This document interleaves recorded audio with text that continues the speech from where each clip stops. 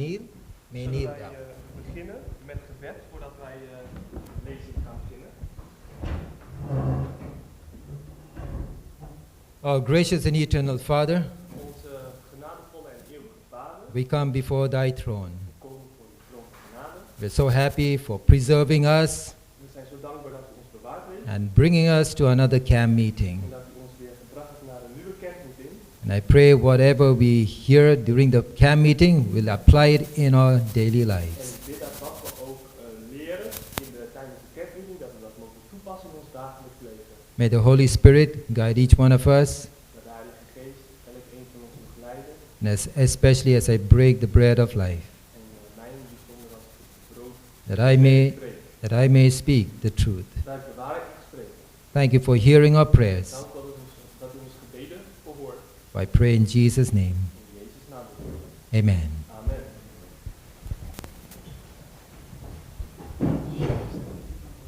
Okay, you can come this side. Because I'll read from there. It's a joy to be back here in Het Kervel. Het is een vreugde om weer terug te zijn hier op het kerkhof. Deze heb ik nu uitgezet.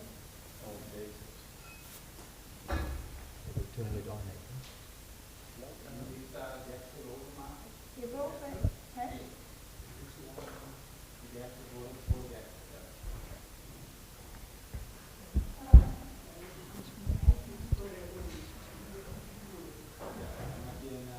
Oude? Maar daar gaat hij hieruit. Oh ja, nu zie ik hem. Oké. Ja. Oké. Beter.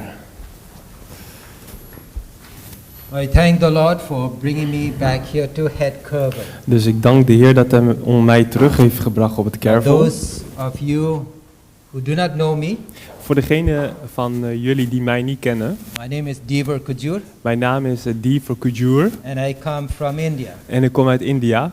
And I'm from the irregular lines, En ik kom van eigenlijk de onofficiële wegen, but I go to the regular church. maar ik ga wel naar de officiële gemeente. And I'm an ordained elder. Ik ben een ingezegende ouderling. And I can see that both the lines have to work together. En ik ben van mening dat de verschillende kanalen samen moeten werken. I thank the Lord for bringing me here. Ik bedank de Heer dat hij me hier bracht. Had I come 2 days later, Dat ik kwam wel 2 dagen later. I would have been in India itself. Als ik 2 dagen later was gekomen, zou ik in India zelf zijn. Because of the war. Vanwege de oorlog. Okay, well, my slides are not moving.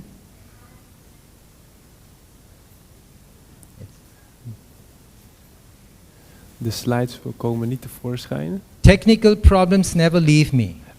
Technische problemen die weten me altijd te vinden. Wherever I go, they follow me. Waar ik ook heen ga, ze achtervolgen mij. Right from India to Kervel. Helemaal vanuit India naar het Kervel. Okay, let's see if it works now. Laten we kijken of het nu werkt. No, it doesn't. Okay, yes. Ja. Is this on? I think so. I think it's on.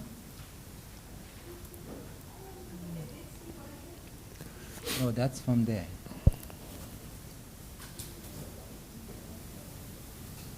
Ja, beter. Okay. Ja. So just before I would come, Juist voordat ik zou komen, war broke out again in the Middle East. is er weer oorlog uitgebroken in het Midden-Oosten. But it did not escalate. Maar het is niet geëscaleerd. And so by God's grace, I was able to come here. Dus door Gods genade ben ik toch hier kunnen komen. Now I'm wondering how to get back to India. En nu vraag ik me af hoe ik weer terug moet komen. But I know the Lord will make a way. Maar ik geloof dat de Heer een weg And opent. remember, Satan delights in war. Satan verheugt zich in oorlogen. That's from the darkness before dawn. Page 33 tells us clearly that Satan delights in war. In dat boek Darkness Before Dawn zegt Ellen White, Satan hij schept behagen in oorlog. And Jesus told us in Matthew chapter 24 En Jezus die zei in Mattheüs 24 that there will be wars and rumors of wars. dat er oorlogen zouden zijn en geruchten van oorlogen. And therefore it comes to us as no surprise. Dus het moet voor ons geen verrassing zijn. The world is becoming very unstable. De wereld die wordt onstabiel. And I thank the Lord we still have this freedom where we can assemble together and hear God's word. En ik dank God dat we nog steeds samen kunnen komen en zijn woord kunnen bestuderen. Because very soon the anti-hate laws will not permit us to do so. Want spoedig zullen de wetten ons niet toestaan dit te doen. Now in India I do medical missionary work. In India doe ik medisch zendingswerk. But the non-Christians have become very clever. Maar de niet-christenen zijn heel slim geworden. Say, well, you're using this in order to convert us. Ze gebruiken dit om ons te bekeren. So I had to change the title that I was using. Ik moest de titel die ik gebruikte veranderen. And so I call myself as a medical social worker. Ik noem mij een medisch sociale werker. You know, the word missionary means it's connected to Christianity. Wanneer je het woord missionary laat vallen, dan weet men dat het je het christendom erin betrekt. And in India, they look at Christianity as a Western religion. En vanuit India kijken ze naar christendom als een westerse religie.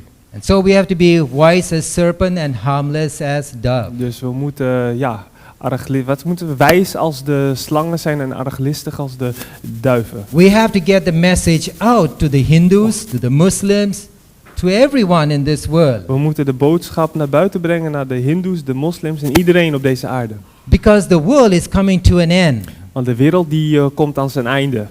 Now I had recently we met a lady doctor. Recentelijk ontmoetten wij een arts. She is not a Christian, she is a Hindu. Een jonge vrouw die hindoe is. And she does this Ayurveda treatments. Ze doet een of andere behandeling. Ayurveda. Ayurveda, Ayurveda geloof ik. You know, that's Satan's counterfeit. Dat is Satans, ja, het is dus Satans instrument, een namaaksel van wat wij brengen. And because of the medical work, we got in touch with her. En vanwege het gezondheidswerk kwamen we in contact How met did haar. we get in touch with her? En hoe kwam dat tot stand? You know, God works in mysterious ways. God werkt op bijzondere wegen. My wife had to be sick, Mijn vrouw moest eerst ziek worden, so I had to take her to the Ayurvedic hospital. dus ik moest haar brengen naar het dichtstbijzijnde hospitaal. No allopathic doctors could diagnose. En geen arts kon haar een diagnose So maken. eventually we went to the Ayurvedic hospital. Dus uiteindelijk gingen we naar dat ene hospitaal. They also could not diagnose the problem. En ook zij konden niet vaststellen wat het probleem was. But the Lord had a plan Maar de Heer had een plan to put my wife in the hospital om mijn vrouw in dat hospitaal te laten komen. so that we can befriend this lady doctor. Zodat we bevriend konden raken met deze arts, deze jonge arts. And that's how we got in touch with her. En zo kwamen we in contact met haar. You know, God works mysteriously. En God werkt op een mysterieuze manier. And whatever circumstances you may be, we should never question God. En in welke omstandigheden wij ons bevinden, we moeten God Because niet Jesus is coming soon. betwijfelen. Jezus die komt spoedig. And we need to tell the world. En we moeten de wereld daarvan vertellen. Well, I'm having a struggle with this. Ik heb hier nogal een beetje worstelingen mee. It's not moving forward. Okay, yes. We need to tell the world that Jesus is coming We soon. moeten de wereld vertellen dat Jezus spoedig komt. Because Jesus said, Want Jezus zei, I go to prepare a place for you. maar ik ga heen om een plaats voor u te bereiden. And if I go, En als ik ga, I will come again. zal ik terugkomen. That where I am, there ye may be also. En daar waar ik ben, dat u ook daar mag zijn. So when Jesus comes, Dus wanneer Jezus komt, God wants many souls to be won into his kingdom. Jezus die wil vele zielen winnen voor zijn koninkrijk. But we have been preaching this message Toen wij deze boodschap predikten, for decades and decades. jaar na jaar, tientallen And jaren, many are saying, zeiden velen, okay, my pointer is not working. Many are saying, where is the promise of his coming? Velen zeiden, waar is de belofte van zijn komst? For since the fathers fell asleep, Want sinds de vaderen ontsliepen, all things continue as they were from the beginning of creation. zijn alle dingen gewoon voortgegaan sinds het begin van de schepping. What can we answer to these people? Wat kunnen we antwoorden aan deze mensen? It's a trying time. Het is een testende tijd, toetsende tijd, zeg maar. And therefore, the title of my presentation is entitled How to be Strong in the Time of Delay. Daarom de titel van deze presentatie is ook hoe sterk te zijn in een tijd van uitstel. We have been waiting for the Lord to come. We wachten op de komst van de Heer. We have been reading in the Bible that Jesus is coming We soon. lezen in de Bijbel dat Jezus spoedig komt. But till date he has not come. Maar tot op de dag van vandaag is hij nog niet gekomen. When we entered the year 2000, many expected Jesus to come. Toen we het jaar 2000 ingingen, toen verwachten velen hem. Well, Jezus. 26 years have gone by 26 jaar zijn verstreken inmiddels. and Jesus has not come. Maar Jezus is nog niet teruggekeerd. Remember in 1844, Weet u nog 1844? William Miller interpreted Daniel chapter 8 verse 14, William Miller interpreteerde Daniel 8 vers 14. and he believed that Jesus was coming on October 22nd, En hij geloofde dat Jezus terug zou keren op 22 oktober 1844. He believed that the word sanctuary meant the earth. En hij meende dat het woord heiligdom duidde op de aarde. Many waited for Jesus to come. Velen verwachten hem toen. They waited for him. Ze hebben gewacht op hem. But Jesus did not come. Maar Jezus kwam niet terug. It was a great disappointment. Het was de grote teleurstelling. Many left the faith. Velen verlieten het geloof. They waited. Ze wachten. And William Miller concluded saying, En William Miller concludeerde door te zeggen that in spring 1844 that the 2300-day prophecy will end. dat in de lente van 1844 de profetie van de 2200 avondmorgen zou eindigen. William Miller got the date right, but not the event. Vergeet niet, William Miller die had de data, dus de berekeningen had hij correct, maar niet de gebeurtenis.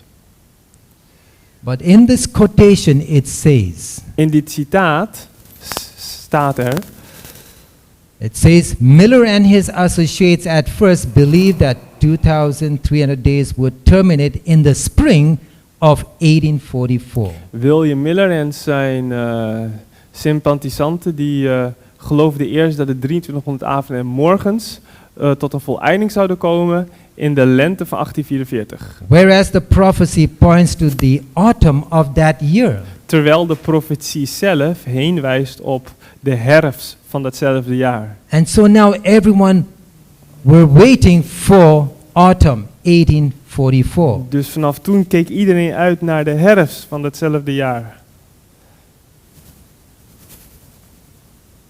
I'm really struggling with this. But it's coming. It's slower than when I preach. So if you go to Revelation chapter 10, Als je nu gaat naar Openbaring hoofdstuk 10. it says, and I took the little book out of the angel's hand and ate it up. En ik nam het kleine boek uit de hand van de engel en at het op. And it was in my mouth sweet as honey. En het was in mijn mond zoet als honing. You know, God's people were very excited to know that Jesus is coming. Gods volk die waren enthousiast in het besef dat Jezus zou komen. But when Jesus did not come, Maar toen Jezus niet kwam, as this verse says, as soon as I had eaten it, my belly was what? Bitter. zo gauw ik het gegeten had, toen werd het bitter in mijn buik. Many left the faith. Velen verlieten het geloof. Many were discouraged. Velen raakten ontmoedigd. But as you see in verse 11, it says Maar zoals u zag in vers 11, that thou must prophesy again before many peoples gij moet wederom profeteren voor vele mensen and nations en and naties tongues en and tongen kings. en koningen.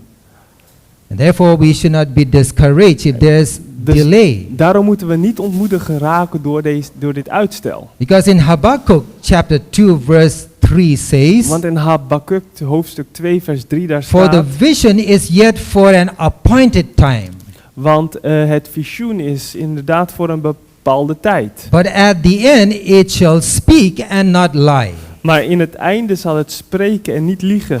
So, though there is a delay, though it may tarry, Alhoewel er een uitstel is en het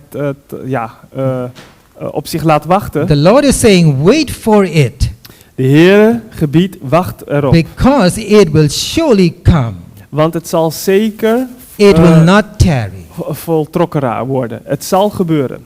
So when you look at the timeline, Wanneer we kijken naar de tijdlijn, right from the church of Ephesus, vanaf de gemeente Ephesus, let's just go briefly. daar kijken we even kort naar. Remember, after Jesus ascended to heaven, Toen Jezus ten hemel opvoer, Jesus said in John chapter 14 verse 2, zei Jezus in Johannes 14 vers 2, "In my Father's house are many mansions. in mijn vaders huis zijn vele woningen.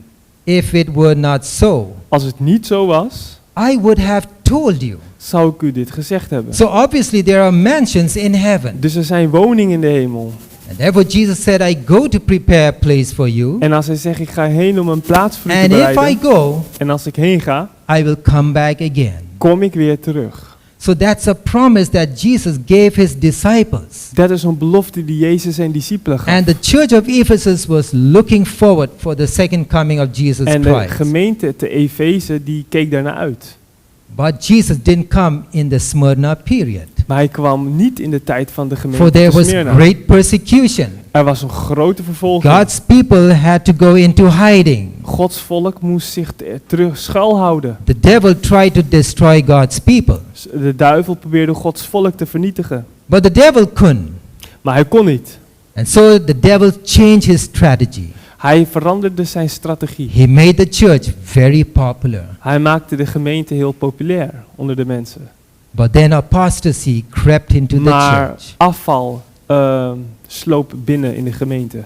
And God's people were forced to leave the church. En toen werd Gods volk, voelde zich gedwongen And de the gemeente te devil- verlaten. And the devil intensified his attack against God's people. En hij maakte zijn aanval op de gemeente alleen maar intenser. And we come to the Thyatira era. En dan komen we in de periode van Thyatira. God's people were forced to flee to the wilderness. Gods volk, die moest vluchten naar de wildernis. Yet they looked forward for the second coming of Maar Jesus ook Christ. toen keken ze uit naar de wederkomst van Jezus. And then the Protestant Reformation began. En toen begon de tijd van de reformatie. Now remember Wycliffe. Wycliffe, He laid the egg of the Protestant hij Reformation. legde de voedingsbodem voor de protestantse reformatie.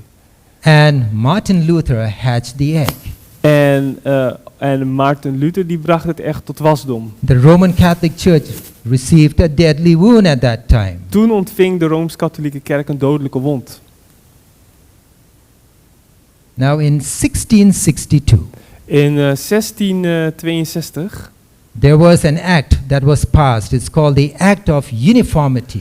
toen werd er een verdrag uitgevaardigd. Dat was het verdrag van uniformiteit. Under King Charles II. Koning Charles II. And we find that the Anglican Church split up En de Anglikaanse kerk splitste zich op. and gave rise to the Presbyterians, Presbyterianen, the Congregationalists, een zekere groep, the Baptists, Baptisten. and the Seventh-day Baptists, En ook een groep die heet de and Zevensdags the Baptisten. Quakers. En de Kwekers. And God's people were not recognized as a church officially. Gods volk werd destijds niet officieel als gemeente erkend. But eventually the Toleration Act of 1689 was passed. Het tolerantieverdrag van 1689, dat er rolde uit. And they were accepted as a church. En uiteindelijk werden ze als ware And then we gemeente come opgenomen. To Philadelphia now. Toen kwamen we de tijd van Philadelphia. There was a revival of brotherly love. Er was een revival, opwekking van broederlijke liefde. And that was the period when the gospel went to all parts of the world. En toen bereikte het evangelie alle delen van de wereld. Now, if you look at the years 1750 to 1844, Als je kijkt naar de tijdsvak 1750 tot 1844, events took place. vonden in die periode bijzondere Now, I'm gebeurtenissen just trying to plaats. show you that Jesus is coming soon. Ik wil alleen laten zien dat Jezus spoedig terugkeert. Well, there was a great earthquake. Er was een grote aardbeving. When did it take place? Wanneer vond dat plaats? 1755. 1755. And then the sun was darkened De zon werd duister in 1780. in 1780. And that very night, the moon turned to blood. En dezelfde avond veranderde de maan in bloed. And then there was a spectacular fall of the meteors in 1833. En toen in 1813 was er een grote sterrenregen. Now God has given us this in His Word. God gaf ons deze tekenen in zijn woord. If you go to Revelation chapter 6 Als u naar Openbaring 6 gaat, and verse 12. vers 12. Now here it's talking about the seven seals. Hier wordt gesproken over de 7 zegels. And the sixth seal is literal. En de 6e zegel is letterlijk. In verse 12 it talks about a great earthquake. Er wordt in vers 12 gesproken over een grote aardbeving. And then the sun became black as sackcloth. En de zon die werd zwart als een zwarte zak. And the moon became as blood. En de maan werd als bloed. And in verse 13 it talks about the stars of heaven fell onto the earth. En de sterren van de hemel vielen op de aarde. Not the literal stars, Niet de letterlijke sterren, but the meteors that fell on this earth. de meteoren die vielen op deze aarde.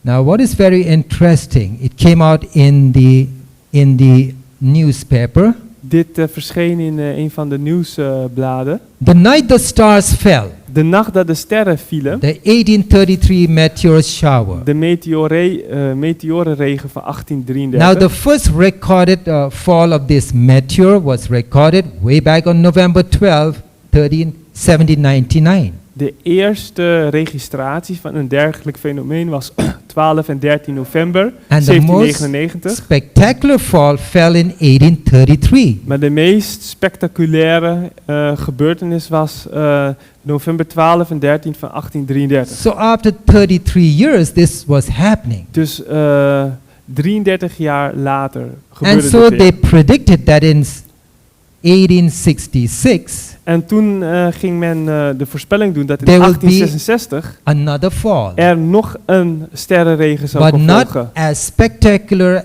as the one in 1833. Maar niet van die omvang als die in 1833. And so now the astronomer said in 1899 Dus de astronomen die deden de voorspelling in there will 1866 be another fall. zal er een nieuwe meteorenregen volgen. But in this year there was no fall. Maar in 1899 This tells us that this is kwam er geen something sterrenregen. supernatural. Kwam er niet zo'n natuurverschijnsel. Met andere woorden, dit was bovennatuurlijk. And in this article they wrote, En in het artikel dat ze schreven, while the average period and trajectory is 33 years, alhoewel de gemiddelde periode ongeveer 33 jaar is, this isn't always exact. dit is niet altijd exact zo. There were similar showers in 1866, Er waren dergelijke meteorenregens in 1866 en 67. however, when the astronomers predicted the next date as 1899, Maar toen de astronomen de voorspelling deden dat de volgende gebeurtenis zou plaatsvinden in 1899, it did not come to pass. toen werd het niet vervuld. Who is saying this? Wie schrijft dit? These are the secular writers. Dit zijn seculiere schrijvers. You know, today the people in the world look at spiritual people to be abnormal people. Tegenwoordig kijken mensen in de wereld naar christelijke mensen als rare mensen. But here these secular writers could see clearly Maar hier konden de seculiere schrijvers duidelijk zien that the fall of these meteors is not something natural. Dat de meteorenregens die er waren niet, dat die bovennatuurlijk Now zijn. God gave these literal signs in the heavens De Heere God die gaf de zichtbare tekens in de hemel. so that man could literally see for himself. Zodat de mens voor zichzelf letterlijk kon zien. Now the sixth seal has not completed. De zesde zegel is nog niet volledig Because let's go voltooid. back to Revelation chapter 6, We gaan terug naar Openbaring 6.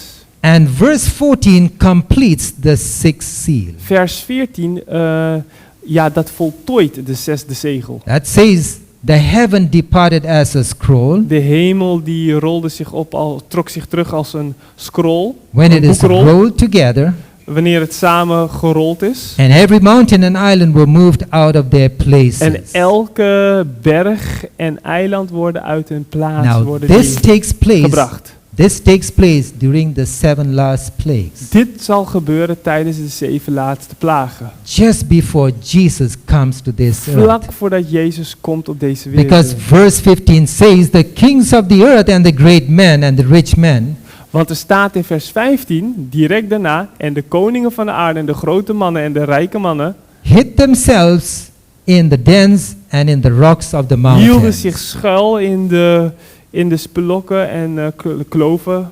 van de bergen. And asked the mountains and rocks to fall on them. En ze vroegen aan de bergen aan de bergen en de valleien, val op ons. Why? Because they could not see Jesus coming. Omdat ze die aanblik van Jezus komst niet konden verdragen. But we want to come to our time now. We willen nu tot onze tijd komen.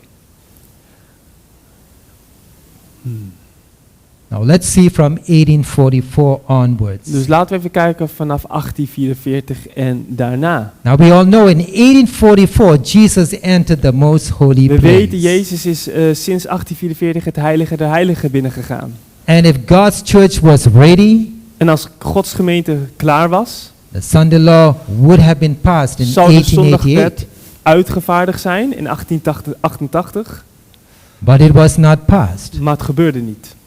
Now today we are in the year 2026. Nu zijn we in 2026. We all know that the Sunday law is coming very We soon. weten dat de zondagswet spoedig komt. You can see what is happening in the United States of America. Je ziet wat nu gebeurt in Amerika. Everything is based on Project 2025, Alles is gebaseerd op Project 2025. which were written by Catholics. Dat geschreven is door katholieken. Everything based on the Catholic social principles. En dat is gebaseerd op de sociale katholieke principes. And we know that the Sunday law is coming very soon. We weten dat de zondagswet spoedig komt. And then we know that God's people, their probation will close first. En dan weten we dat de genadetijd voor Gods volk eerst zal sluiten. And then the general close of probation for the world. En dan volgt de wereldwijde sluiting van genadetijd. Then God's wrath will fall in the form of the 7 last plagues. Dan komen de 7 laatste plagen. And then Jesus will come. En dan komt Jezus weer terug. You know, this is the timeline. Dit is de tijdlijn. We want Jesus to come We soon. willen dat Jezus spoedig terugkomt. But we have to be what? Patient. Maar we moeten geduldig zijn. There seems to be a delay. Er lijkt een uitstel te zijn. But remember, Vertraging. the promises will be fulfilled. Maar onthoud, de beloften zullen vervuld worden. From 1844, we find that 182 years have gone by. Sinds 1844 zijn 182 jaren verstreken. From 1888, 138 years have gone En by. sinds 1888 tot vandaag 138 jaren. Many are discouraged. Velen zijn ontmoedigd. Many are saying, I don't think the Lord will come in my lifetime. Velen beginnen dus te zeggen, wie weet komt de Heer niet in terwijl ik nog leef. But we are not to be disheartened or discouraged. Maar we moeten niet ontmoedigd raken. It says here, I saw that watch after watch was in the past. Ik zag dat, wacht was in het verleden. Should there be a lack of vigilance? Moet er nu dan een tekort zijn aan ernst en toewijding, ijver? The Lord is saying, oh no, Oh nee, zegt de Heer. we should be watchful. We moeten waakzaam zijn. For now the moments are fewer than before the passing of the first watch. Want nu zijn de momenten die we nog hebben minder dan die we hadden sinds de eerste wacht. Now the period of waiting is necessarily shorter than the first watch. Nu is de periode dat we moeten wachten natuurlijk veel korter dan tijdens de eerste wacht. How much more need of double watchfulness in the second watch? Hoeveel meer ernst en ijver moeten we nu hebben tijdens de tweede wacht? The passing of the second watch has brought us to the third. En het voorbijgaan van de tweede wacht heeft ons gebracht tot de derde. The third watch calls for threefold earnestness. En het eist van ons een drievoudige ijver. Now let us look from a historical point of view. Laten we even ernaar kijken vanuit de historische gezichtspunt. When was the first watch? Wanneer was de eerste wacht? Well, the fall of the Ottoman Empire. Bij de val van het Ottomaanse Rijk. When on August 12, 1840, Op 11 augustus 1840. it was the start of the first watch. Dat was het begin van de eerste wacht. And it ended in spring 1844. En het eindigde in de lente van 1844. And then the second watch began En de tweede wacht begon and ended in 1844 en eindigde autumn. in 1844. You see how we are progressing. Ziet u hoe wij progressie boeken? Sister maken? Ellen G. White said now we're in the third watch. We zitten in de derde wacht. When did the third watch begin? Wanneer begon de derde wacht? From 1844. Vanaf 1844. When will it end? Wanneer gaat het eindigen? When the Sunday law is passed. Wanneer de zondagswet uitgevaardigd wordt. You see where we are in time? Ziet u waar we ons bevinden in de tijd? And then begins the fourth watch. En daar is de vierde wacht gaande, begint. So what is the Lord telling us? Wat vertelt de Heer ons? Not to become impatient. Om niet ongeduldig te worden. Because to become impatient Als we ongeduldig worden, now would be to lose all our earnest persevering watching heretofore. zou ervoor zorgen dat al onze inzet in het wachten tot nu toe verloren zou gaan. You know, we have come a long way. We hebben al een hele weg afgelegd. We have seen our pioneers who have gone through the time of waiting. We hebben al onze pionieren gezien hoe zij die tijd wachtende doorgebracht hebben. And they remain faithful to God. En ze bleven trouw aan de Heer. Soon the race is going to end. Spoedig zal de race tot een einde komen. Why has God delayed his coming? Waarom heeft God zijn komst vertraagd? Did you have this question in your mind? Heeft u deze vraag wel eens gehad in uw hoofd? Why has God delayed? Waarom heeft hij het uitgesteld? If the master should come, Als de meester zou komen, so many would be found unready. zouden zoveel onvoorbereid gevonden worden. God's unwillingness to have his people perish has been the reason for so long delay. Gods ongewilligheid om zijn volk te laten verloren gaan is de grootste reden waarom hij zijn komst uitstelt. You know, God is in the job of saving souls. God is bezig, of hij doet het werk van het redden van zielen. God wants many to be safe in his kingdom. En hij wil dat velen gered worden voor zijn koninkrijk. But today, Maar vandaag, we let go the arm of the Lord too soon. we laten de arm van de Heer te snel los. You know, when you get into a trial, Wanneer je in een beproeving komt, immediately you get discouraged. dan worden we heel snel ontmoedigd. Now, I have had many trials in my life, Ik heb veel beproevingen en gehad in mijn and I leven. have learned one thing: En één ding heb ik geleerd. never complain. Niet klagen. God has a plan. God heeft een plan. I can never forget when I missed my international flight, Ik weet nog toen ik mijn internationale vlucht verloor. right from Amsterdam to India. Direct vanuit Amsterdam naar India. I have never missed any international Ik flights. heb nog nooit een internationale vlucht But gemist. the Lord wanted me to miss that international flight. Maar de Heere die wilde dat.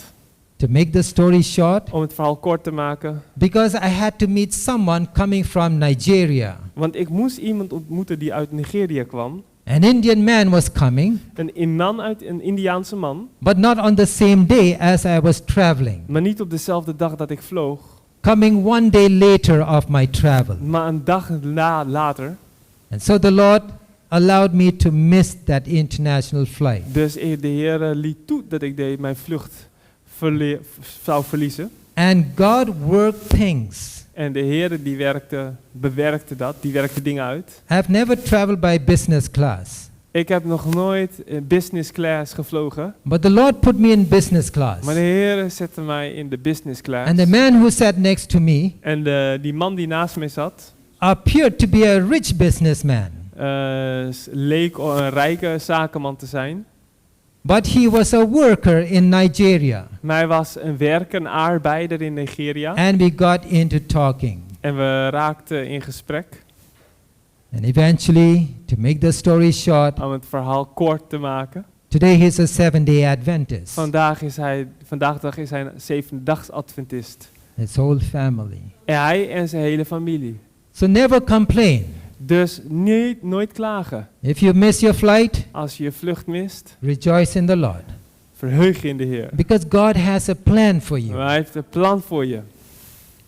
If you have financial Als difficulties, je financiële moeilijkheden hebt, praise God. prijs de Heer.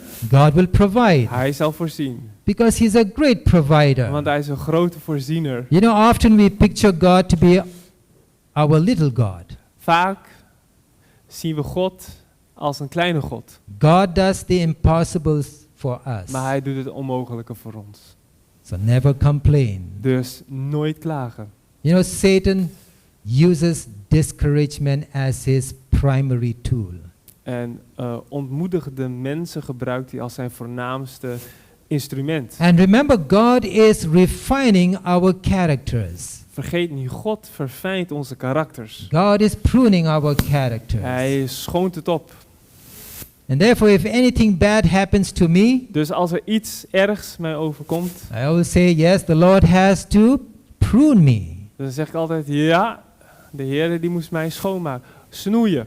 If the Lord does not give me a good mattress to sleep, Als de Heer mij geen goed matras geeft om op te liggen, it's to prune me. dan is het om mij er hier of daar If I te snoeien. If I don't have the comforts of life, it's because God wants to prune me. En als ik bepaalde gemakken van het leven ontbreek, dan is dat God mij hier en daar wil So the world may wijschaven. laugh at you that Jesus is not coming.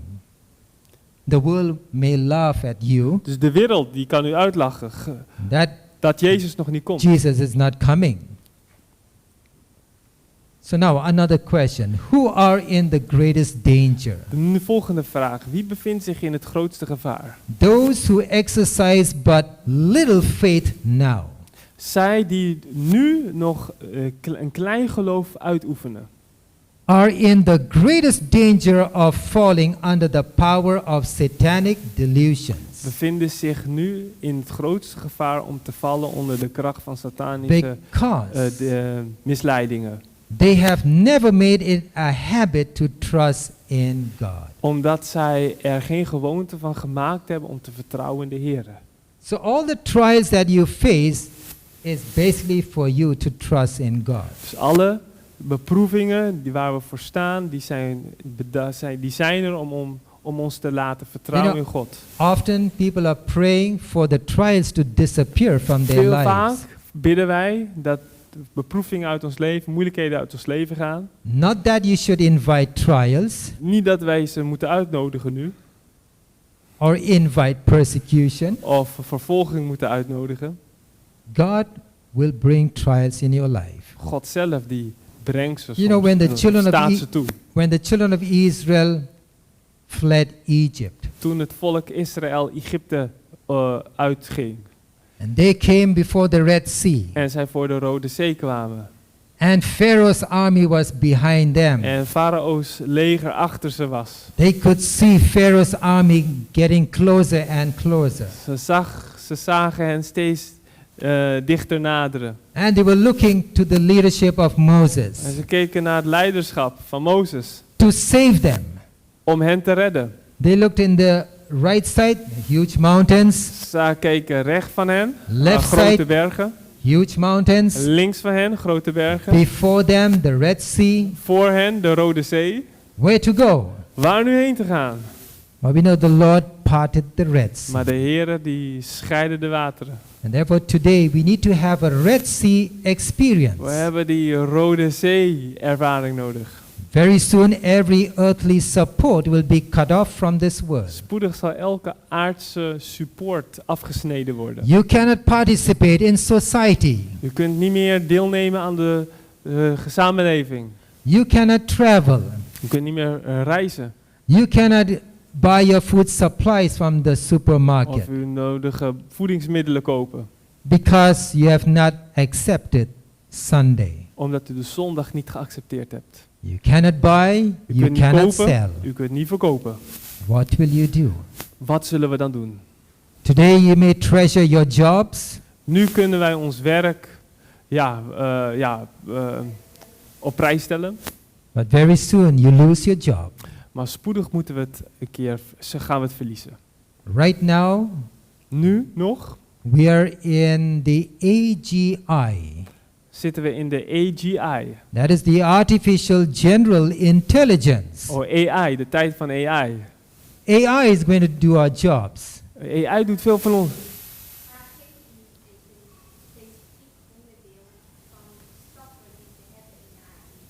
Oké.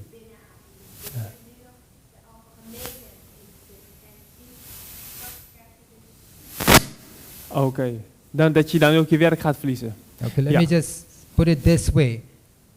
The world will be run by AI. De wereld die zal bestuurd worden door AI. AI has been with us for the last maybe I would say 10 years. AI is al bij ons de laatste 10 jaar.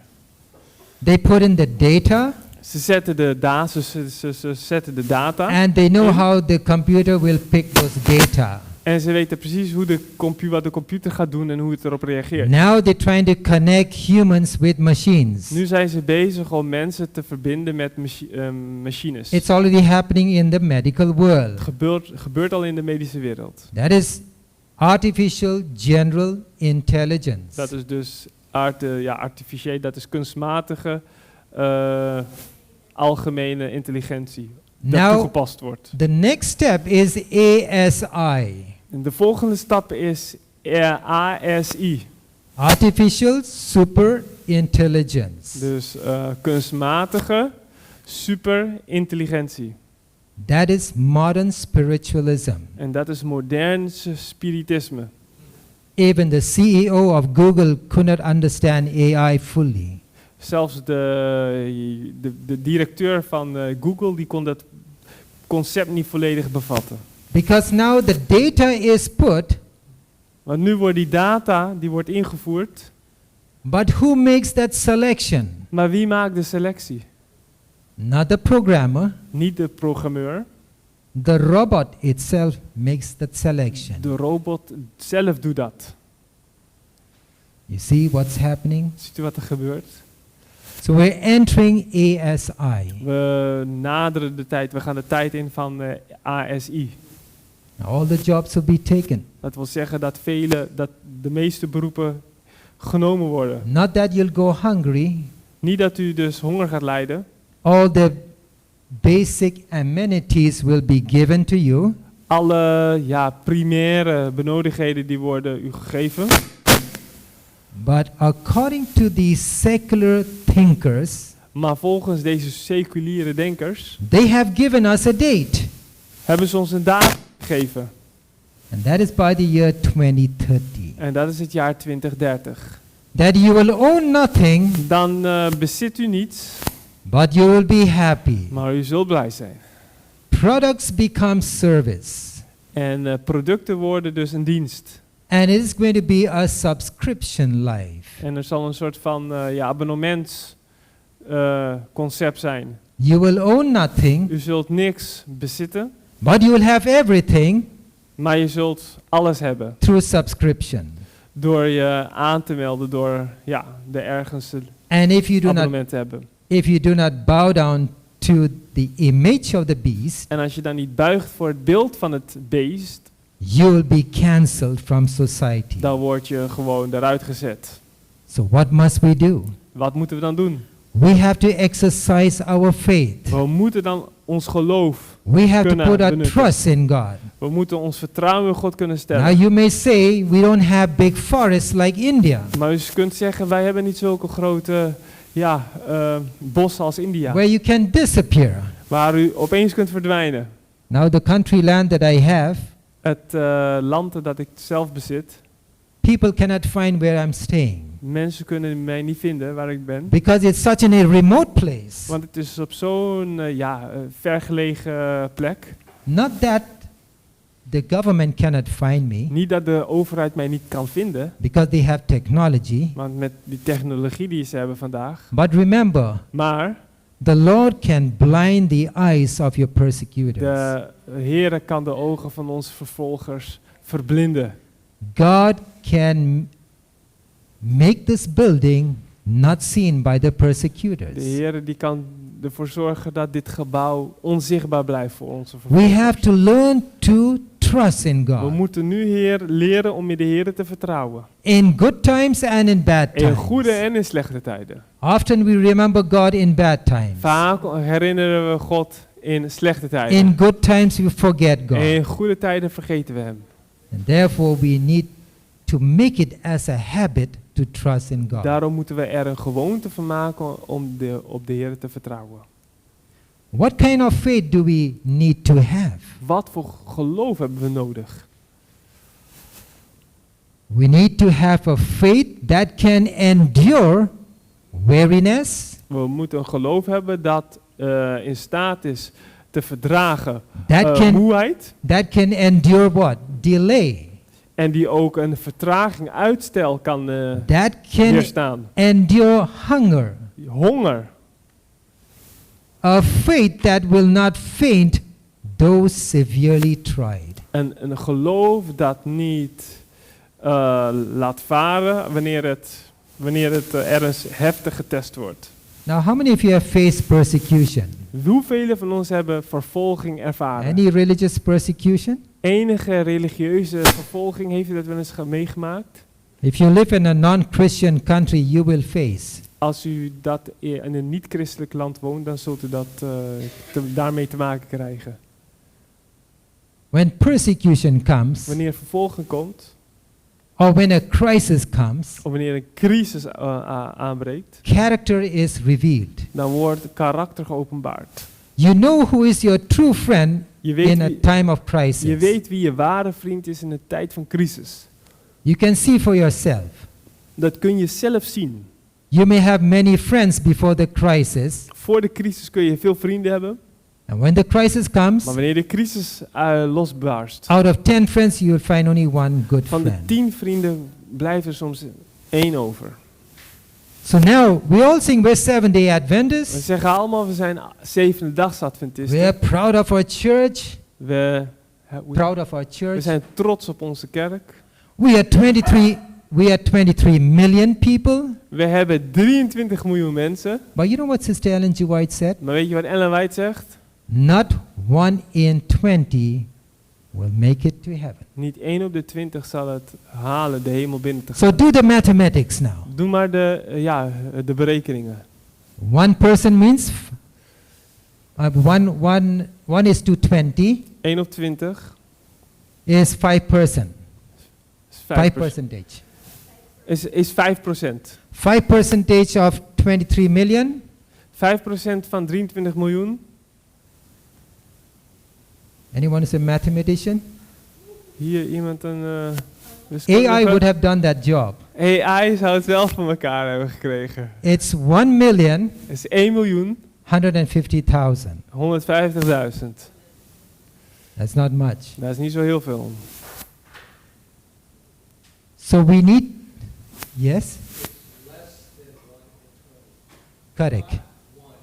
Yes, it's less than 1 in 20, but just for the calculation, I put 1:20. That's right. So less than 1:20. Minder dan 1 op de 20. So how must we make use of our time? Dus hoe moeten we gebruik maken van onze tijd? Here it says, the period of probation is granted to all to prepare for that time. De tijd van genade is gegeven om ons voor te bereiden op die tijd. How are we using our time? Hoe gebruiken wij onze tijd? Today, people are trying to make their earthly goals as if it's going to last forever. De heden ten dagen maken wij van onze aardse doelen alsof het eeuwig blijft bestaan. All who will lay hold of God's promises will succeed. Allen die beslag leggen op Gods beloften zullen slagen. When waves of despair, which no language can express, sweep over the suppliant, Wanneer de golven van wanhoop, die geen taal kan beschrijven, zal komen over de persoon die bidt tot de Heer. how few cling with unyielding faith to the promises of God. Hoe weinigen zijn er die dus met een onverschrokken geloof vasthouden aan de belofte van God. How does God work in us?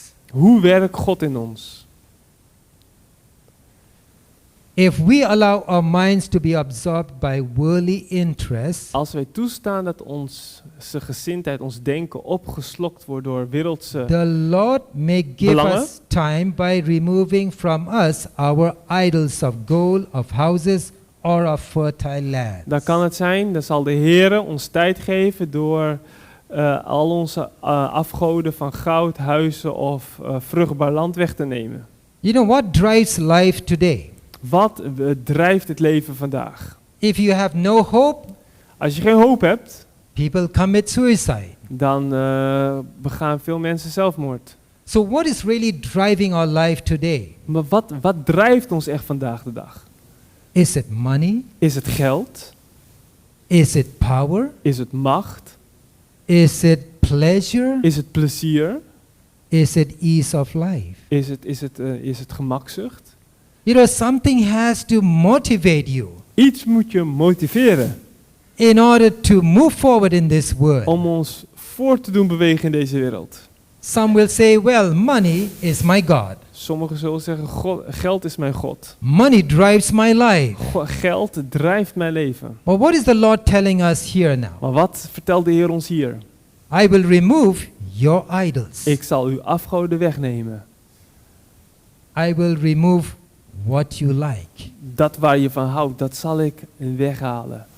You know, for our good, God is doing this. God die doet dit voor ons eigen bestwil. You may have a business. U kunt een bedrijf hebben, een zaak. Business becomes a failure. En u gaat falen. But the Lord knows the future. Maar de Heer kent de toekomst. The Lord knows that in 2 years or 3 years' time, there'll be no business. De Heer weet dat in 2 of 3 jaar tijd er geen bedrijvigheid meer is. Everything will be operated by AI.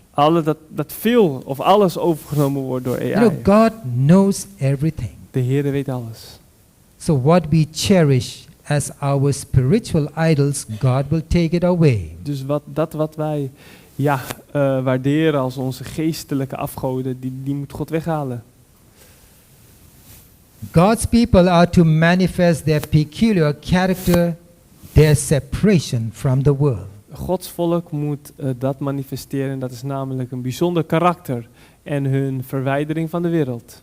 By our watching position, Door onze wachtende positie we are to show that we are truly strangers and pilgrims upon the earth. moeten we laten zien dat wij waarlijk vreemden en pilgrims zijn op deze aarde. While worldlings are all earnestness and ambition to secure earthly treasure, Terwijl wereldlingen hun best doen en ernst tonen in ambitie in het veiligstellen van aardse schatten, God's people are not conformed to the world. moet Gods volk zich niet gelijk worden aan deze wereld. So we must be in a watching, waiting We position. moeten ons bevinden in een wachtende, wakende positie. Because this world is not our home. Want deze wereld is niet ons thuis. Because we seek a better home. We zoeken naar een betere woonsteek. We seek a better country. Een beter land. As it says here in Hebrews chapter 11 Zoals verse 16. staat in Hebreeën 11 vers 16. God's people desired a better country. Gods volk ambieert, kijkt uit naar een beter land. And so they were not ashamed to call God their God. En daarom, vanwege dat verlangen, schaamden zij zich niet God hun God te noemen. Because God has prepared a home for them. Want God bereidt een plaats voor hen. And therefore, as En daarom, Jesus said, zoals Jezus zei, I go to prepare a place for you, ik ga heen om een plek voor u te bereiden. that where I am, Dat waar ik ben, that ye may be there also. dat u ook daar mag zijn. So this day is not far off. Deze dag is niet ver van ons. We know time is short. We weten, de tijd is kort. Death can come to anyone. De dood kan ons allemaal treffen. Let us not be looking only for the Sunday law Laten we niet alleen uitkijken naar de zondagswet or for Jesus' soon return, of voor Jezus' spoedige komst. because tomorrow is not guaranteed for any one of Want us. morgen is ons niet met zekerheid gegeven. No one can escape death, Niemand kan de dood ontvluchten. for the wages of sin is death. Want de wegen van de zonde zijn de dood. And therefore we need to be on our guard, Daarom moeten we op onze hoede zijn. to be watching En wakende zijn. and praying. En biddende. And therefore as we learn the truths during this camp meeting, Dus als wij de waarheden leren gedurende deze you may camping. learn about prophecies, U mag veel leren over profetieën. you may learn about doctrines, En veel over doctrines. but if you don't apply the truth in your life, Maar als we de waarheden niet toepassen in ons leven, it is of no use. dan heeft het geen nut. So we need to examine ourselves Dus wij moeten onszelf examineren. and prepare ourselves to meet Jesus. En onszelf voorbereiden op Jezus' komst. We need to put our house in We order, moeten ons huis op orde zetten. so that when Jesus comes, Zodat wanneer Jezus we komt, can shout and say, wij this is our God. kunnen schreeuwen en uitroepen. Dit is onze God. We have waited for him. Op hem hebben wij gewacht. So I pray that each one of us Ik bid dat elk een van ons will enjoy the camp meeting, de campmeeting mag, will grow ervan mag spiritually, genieten. will grow geestelijk mag spiritually, groeien. so that we can come closer to Jesus. Zodat we dichter tot Jezus kunnen komen. May God bless you. Mogen de Heer u zegenen. That's my prayer. Amen.